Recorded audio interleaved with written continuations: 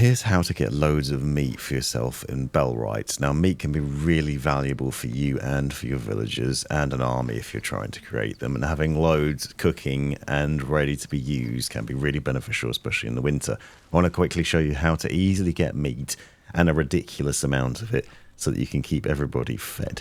You'll notice that there are benefits to doing so as well. If you fill your food slots, so eat 3 different sorts of food, you can fill up your health and stamina bars, which mean you'll last longer in battle. You'll be able to go further and do more. And this is something really key. Having a lot of meat can really help with this. So I'm going to show you a quick trick which will easily fill up your meat and give you a good amount that you can then feed your village with really easily. You will, however, need to know a few things beforehand. One of which is archery, so you want to be able to craft yourself a bow, some simple arrows, and perhaps a quiver as well. So make sure you've got a research table and a simple workbench in your village, and then learn how to build an elm short bow. This requires simple cord, wood, and river reeds, which I'll show you how to get in a second. The simple cord can be crafted at the weaver's table or found in the world.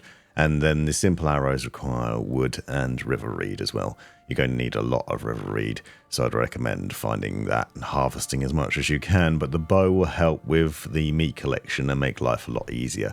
Now, the quiver is a bonus. You don't necessarily need this for this tip, but the quiver allows you to carry your arrows separately so they're not taking up space in your inventory. You need linen and simple cord in order to craft this, and obviously to research it first at the research bench.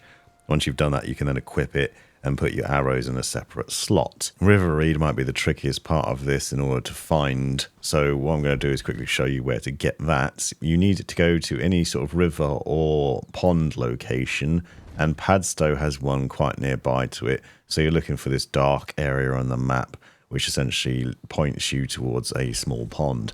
Around the outside of the pond is where you'll find the river reed growing, and you can find this down by other rivers and other areas of the map. But if you're early on in the game, Padstow's pretty close to the start spawn point, so it's pretty easy to find. Go there and you'll find river reed around the outside of this. Now, this is used in crafting the arrows and the bow, so I'd recommend getting a lot of it, especially for ensuring that you've got a lot of arrows to make sure that you're ready to carry on fighting and to use this when you're collecting meat as well. So once you've collected those arrows and got everything set up, you want to head over to Padstow. What we're looking for is the little wooded area on the left-hand side of Padstow with all the tree indicators on it and the darkened area. I'd recommend putting a fast travel point as near as that as possible, if you can craft and build one of those, because you'll be going back here pretty regularly for this trick because it does help to keep you well fed. Now, what you want to do is head off in this direction. I'd recommend avoiding picking up other things, but you'll see these buildings on the right-hand side. That's Padstow itself, and you might be tempted to loot other bits in the surrounding area, as I did. I got tempted to pick up some wood for some reason, but do you want to make sure your inventory is clear because you're going to get a lot of meat out of this. However, grabbing some berries and maybe some mushrooms does make sense because that'll help increase your stamina temporarily, and you are going to need a bit of extra stamina to do this in order to survive and also just to be able to carry it out, because you're going to be firing a lot of arrows and that can then obviously use up stamina. Now, you will see there are some bunnies knocking about in this area here, but they can be a bit tricky to shoot, especially early on when your archery is not that great. You need to up the skill to improve things or just get better at it. But as you go forward, you'll see some red dots appear on the mini-map down here in the woods area, and that's the wolves.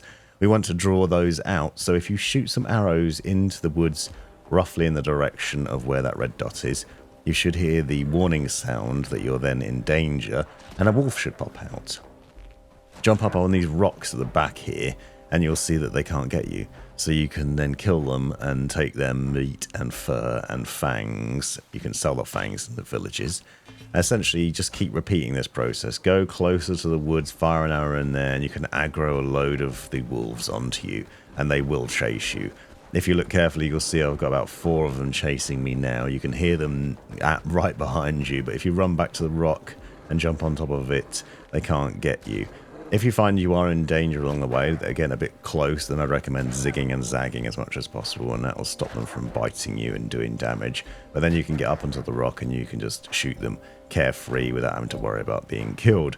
Obviously, we're cheating the game a little bit here, perhaps cheating, but you will survive more likely this way than you would just trying to fight them all, because it is pretty tricky.